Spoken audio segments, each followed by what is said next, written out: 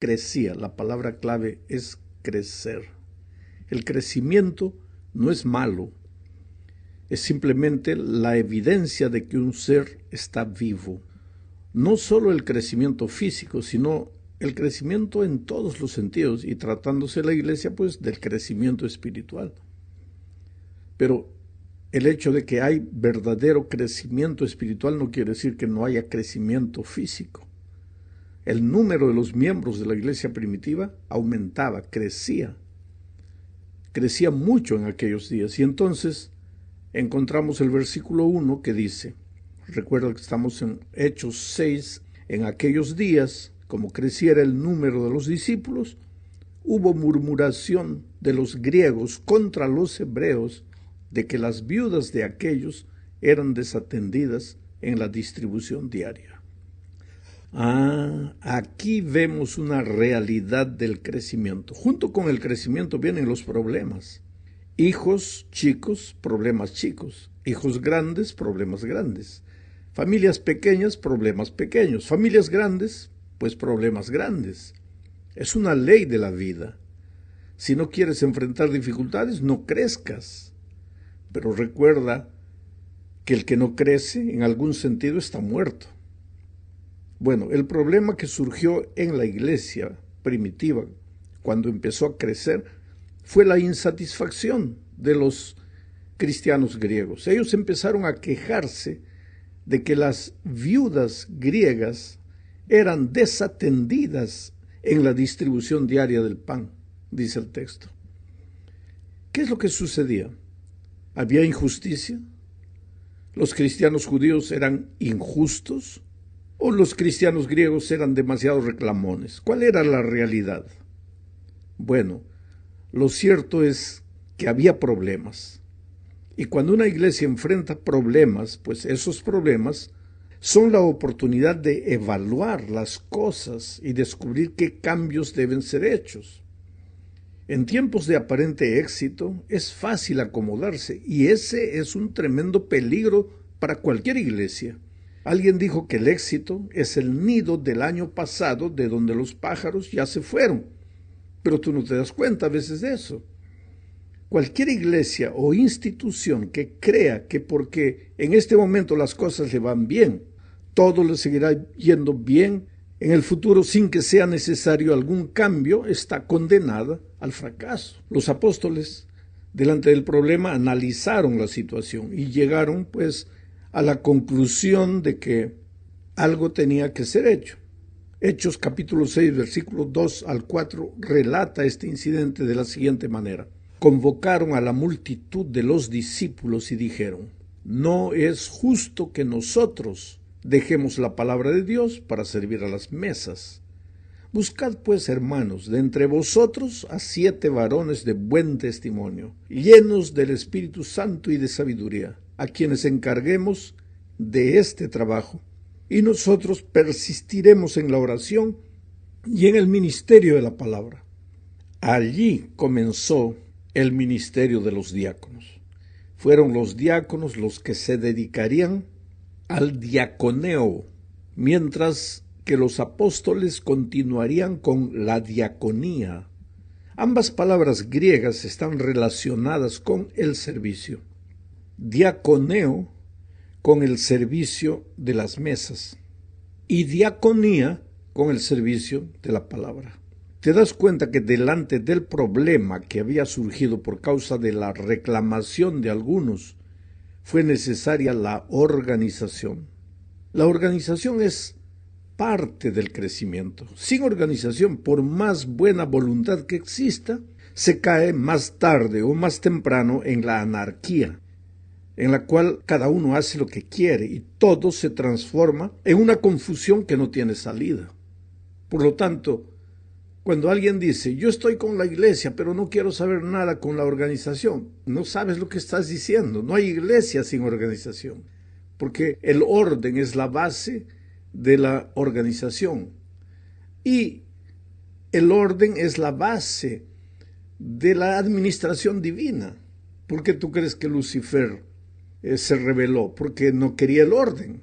Para todo hay orden en la vida, inclusive para las cosas espirituales, para las cosas de Dios. Vamos a la segunda parte. Hablaremos aquí de uno de los 7 diáconos que fueron nombrados en aquella ocasión. Me refiero a Esteban.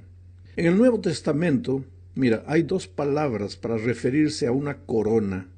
La primera palabra es diadema, que significa una corona real, de rey.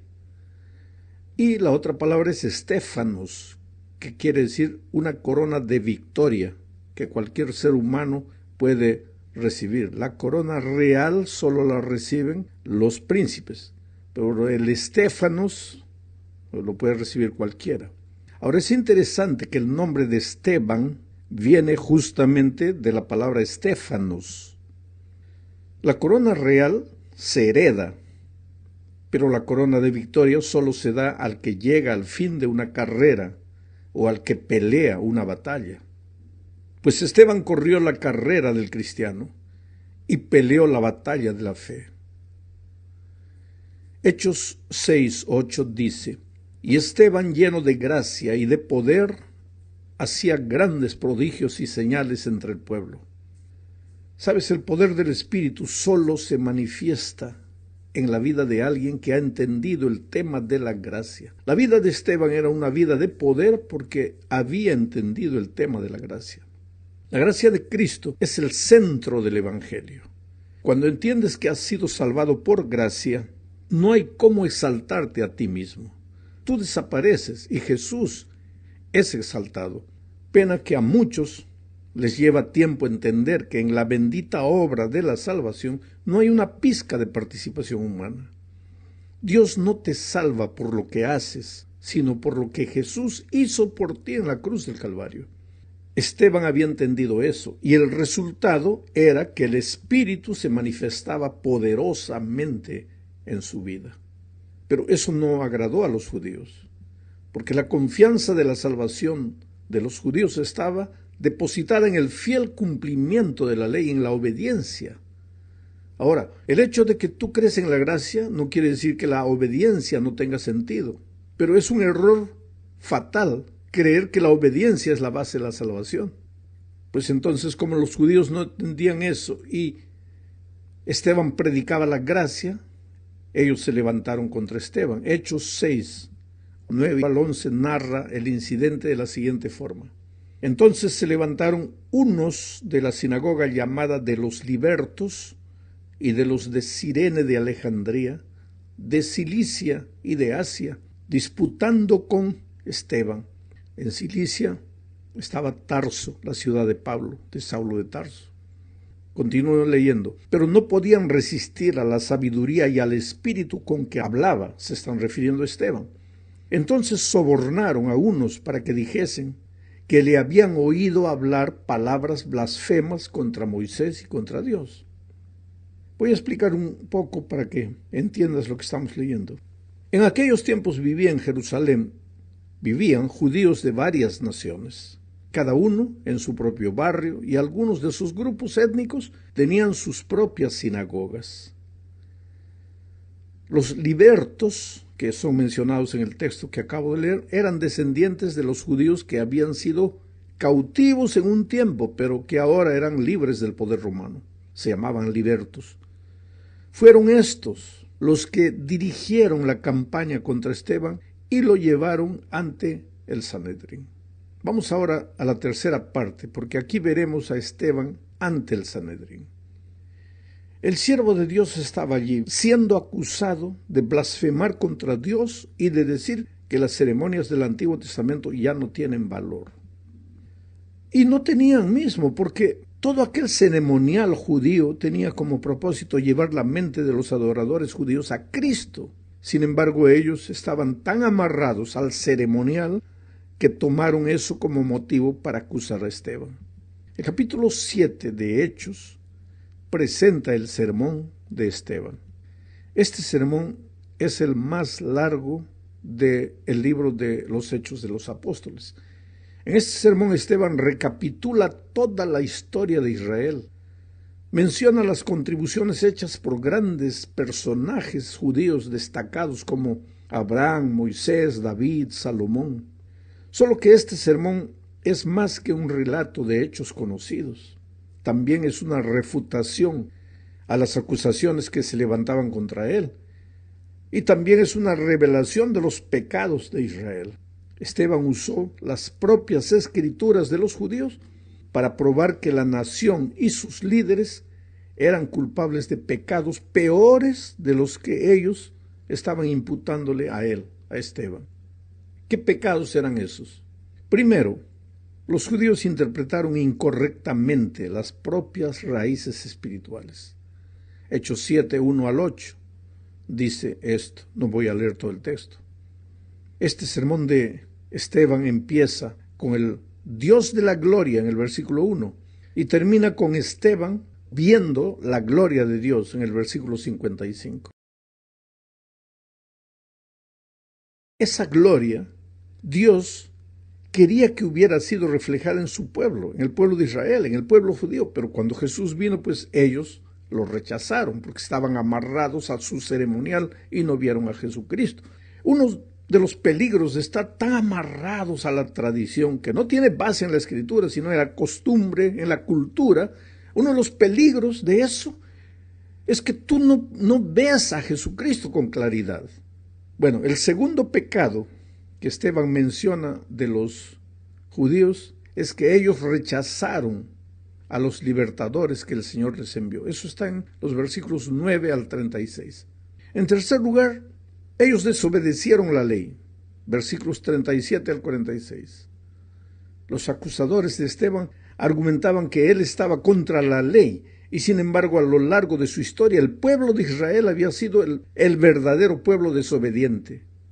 El cuarto pecado que Esteban menciona de los judíos es que ellos despreciaron su templo. Eso está en los versículos 44 al 50. Mira cómo son las cosas. Ellos lo acusaban a él, a Esteban, de querer destruir el templo y sin embargo ellos habían pervertido el verdadero ceremonial del templo.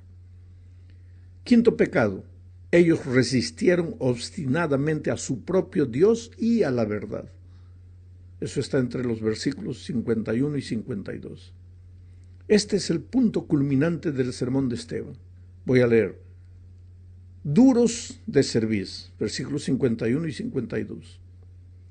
Duros de cerviz e incircuncisos de corazón y de oídos, vosotros resististeis siempre al Espíritu Santo, como vuestros padres, así también vosotros. ¿A cuál de los profetas no persiguieron vuestros padres? Y mataron a los que anunciaron de antemano la venida del justo, de quien vosotros ahora habéis sido entregadores y matadores. Tremenda bravura de Esteban. Estaba lleno del Espíritu. Los enfrentó. Ellos lo acusaban a él de ser transgresor de la ley, de querer atacar la tradición del pueblo, de pervertir el templo. Y sin embargo, ellos, los propios judíos, eran los primeros que habían hecho eso. Y Esteban les dice, ustedes lo hicieron. Y cuando vino el Mesías, ustedes lo mataron.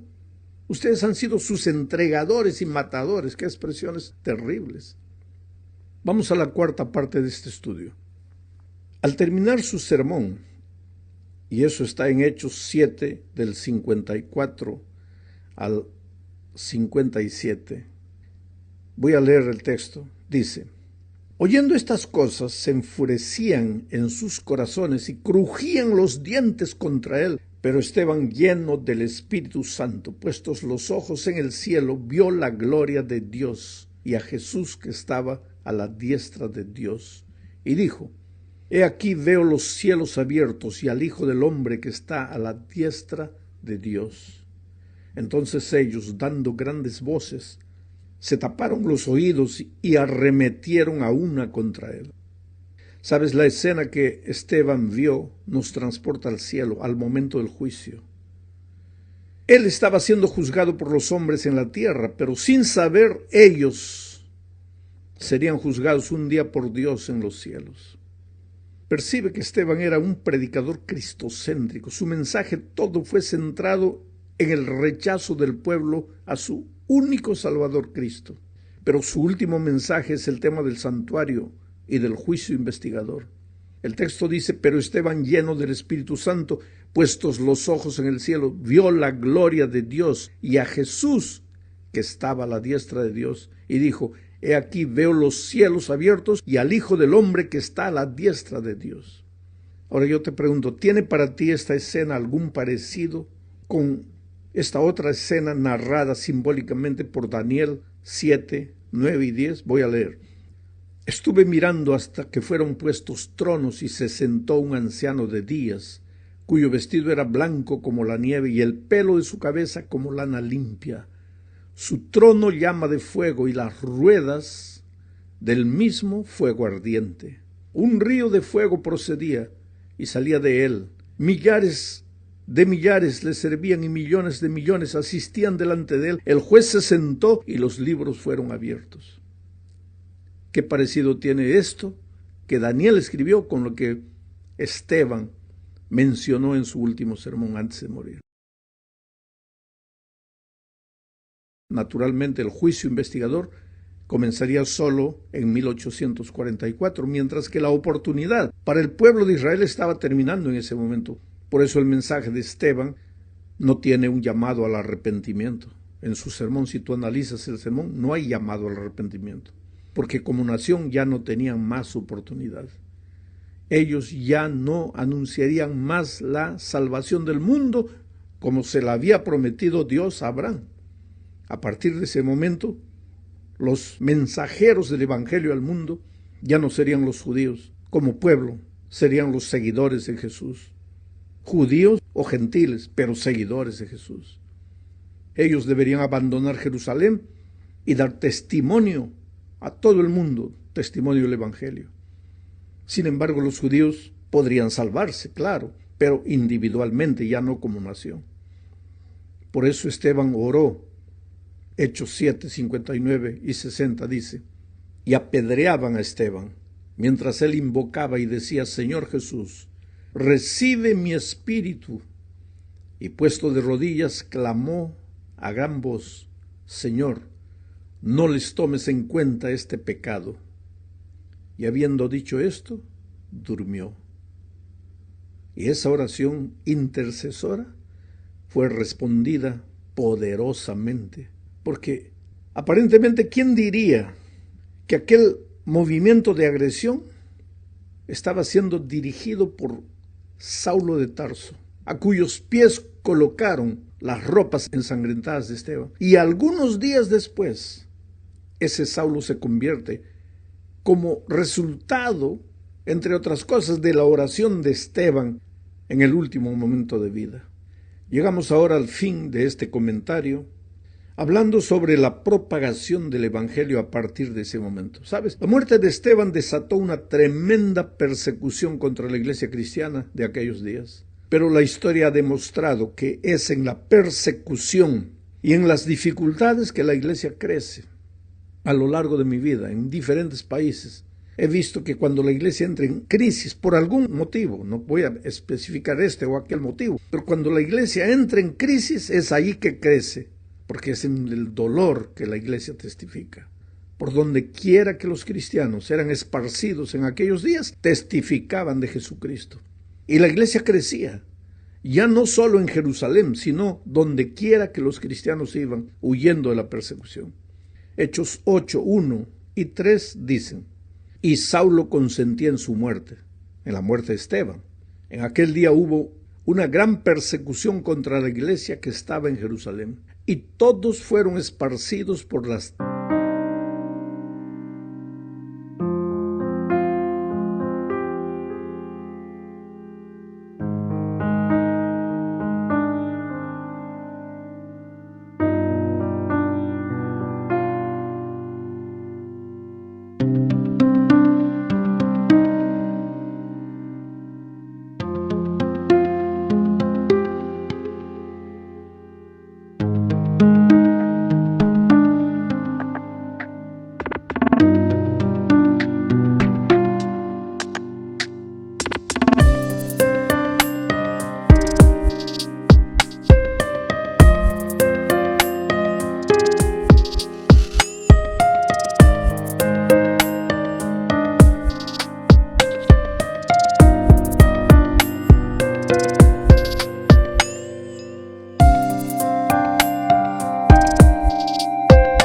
tierras de Judea y de Samaria, salvo los apóstoles.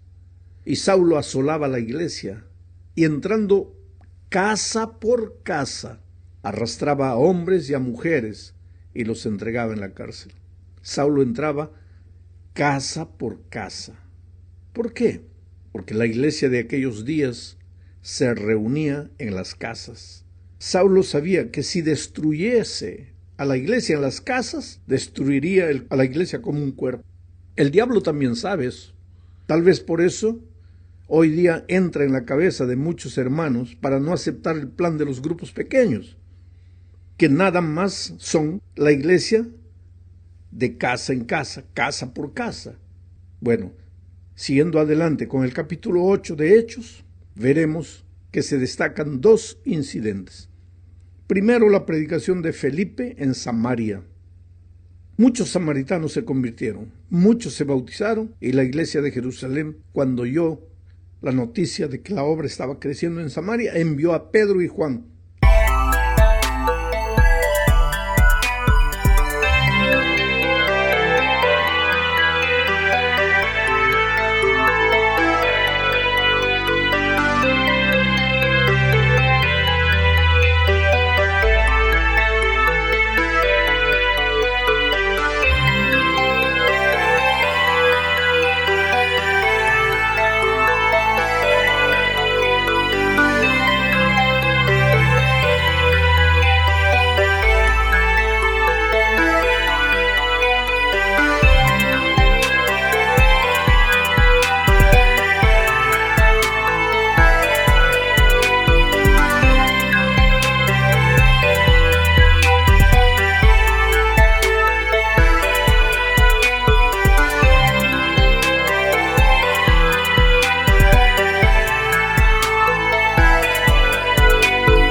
Ayudar a Felipe en ese trabajo de evangelización.